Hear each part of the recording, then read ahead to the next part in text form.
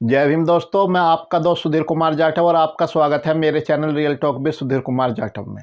देश भर में आज चौथे चरण का मतदान था और देश भर में चौथे चरण का मतदान संपन्न हो चुका है। इस चौथे चरण के मतदान के बीच ही राहुल गांधी का एक बड़ा बयान सामने आया है। राहुल गांधी का एक ऐसा बयान सामने आया है जो इंडिया गठबंधन के तमाम दलों की बातों का खंडन करता है। खुद राहुल गांधी की बातों का खंडन करता है। राहुल गांधी ने आज रायबरेली में कहा कि देश की कोई भी शक्ति भारतीय संविधान को नष्ट नहीं कर सकती। और मैं रायबरेली से बाकी देश को कहना चाहता हूं कि इस देश में कोई ऐसी शक्ति नहीं है जो इस संविधान को मिटा दे, फाड़ के फेंक दे।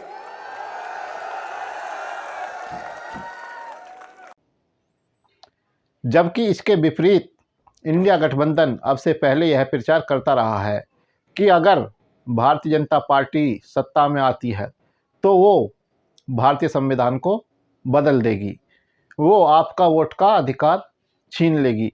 यह इंडिया गठबंधन ऐसा क्यों करता था?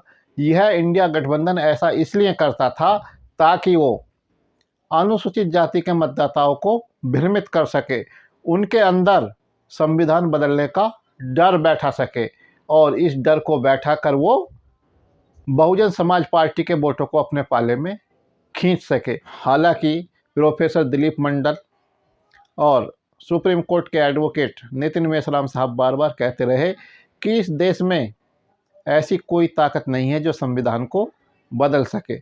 उन्होंने इस पर चर्चा के लिए राहुल गांधी को भी चैलेंज किया और अखिलेश यादव को भी चैलेंज किया, जो बार बार संविधान बदलने की दुहाई देते थे, बार बार संविधान बचाने की बात करते थे। हालांकि नितिन मेश्राम साहब बार बार कहते रहे कि भारतीय संविधान एक जीवंत दस्तावेज है और यह अपनी रक्षा खुद करने में समर्थ है। मैंने भी काफ़ी लोगों को समझाया कि भारतीय संविधान को नहीं बदला जा सकता। अगर भारतीय संविधान बदला जाता है तो इसका मतलब यह है कि आप लोग नकारा हैं, आप लोग भारतीय संविधान की रक्षा नहीं कर सकते, आप लोगों को भारतीय संविधान का, बाबा साहब का अनुयायी होने का कोई हक नहीं है। लेकिन मूर्ख लोग इन लोगों की बातों में आते रहे, इन लोगों की बातों में फंसते रहे। केजरीवाल से लेकर ममता बनर्जी, राहुल गांधी, अखिलेश यादव और इनके तमाम समर्थक, तमाम सहयोगी, राष्ट्रीय जनता दल, तेजस्वी यादव, सब कहते रहे कि भारतीय संविधान को अगर भाजपा फिर सत्ता में आती है तो बदल देगी। इन लोगों ने एक संविधान बचाओ संघर्ष समिति बना ली थी जैसे, और इन्होंने ठान लिया था कि किसी ना किसी तरह से संविधान को बचाना है। अरे आप संविधान क्या बचाओगे? संविधान तो खुद आपको बचा रहा है। आपके अधिकारों का संरक्षक संविधान है। यहाँ तक कि अखिलेश यादव ने तो एक बच्चे को बाबा साहब के रूप में अपने साथ खड़ा करके कहा था, संविधान हमारा रक्षक, हम संविधान के रक्षक, हम संविधान को बचाएंगे। यहाँ तक कि राहुल गांधी और अखिलेश यादव बाबा साहब की तस्वीर अपने सिर पर रखकर कन्नौज की रैली में जय भीम के नारे लगाने लगे। लेकिन आज जब राहुल गांधी ने यह कह दिया कि किसी में इतनी ताकत नहीं है जो भारतीय संविधान को नष्ट कर दे, तो इन लोगों के मुंह पर ताला लग जाना चाहिए। इन लोगों को शर्म आनी चाहिए कि इन्होंने भारतीय संविधान को लेकर देश के एक बड़े वर्ग में डर का माहौल पैदा किया, उनको डराने का काम किया और डराकर उनकी वोट हासिल करने का काम किया।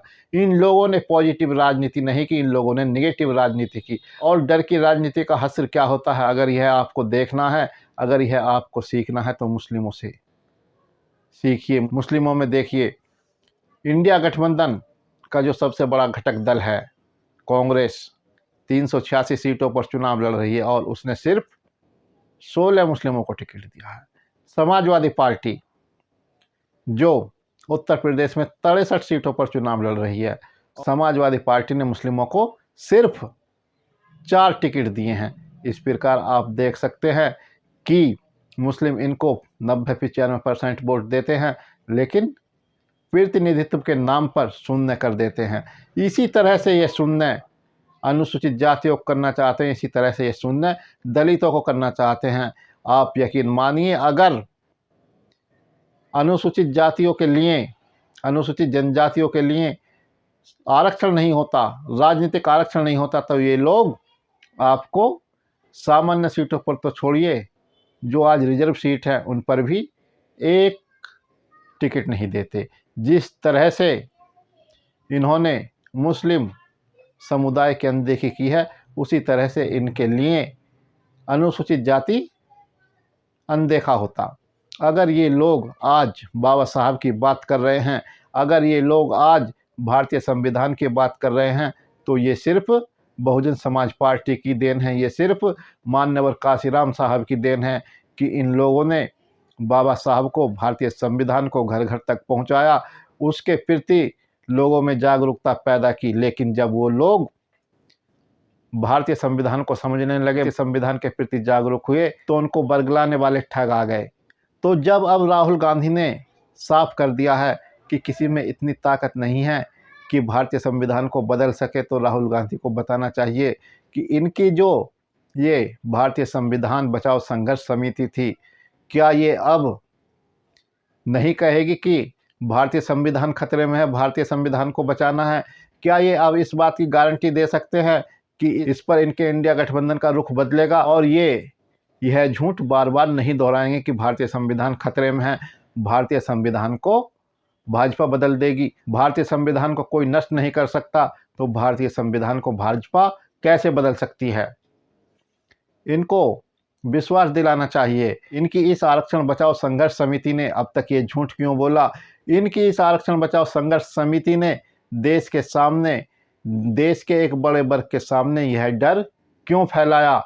इनको बताना चाहिए कि ये लोग भारतीय संविधान का अपमान क्यों कर रहे थे। क्या राहुल गांधी इस बात की गारंटी दे सकते हैं कि अब से इनके गठबंधन का कोई घटक दल यह नहीं कहेगा कि संविधान को बचाना है, भारतीय संविधान खतरे में है? जब आप खुद कह रहे हैं कि भारतीय संविधान को कोई नष्ट नहीं कर सकता, तो फिर आप किस लिए अपने घटक दलों द्वारा यह प्रचार करवाते हैं कि भाजपा आई तो संविधान बदल देगी, भाजपा आई तो आपका वोटिंग का अधिकार छीन लेगी?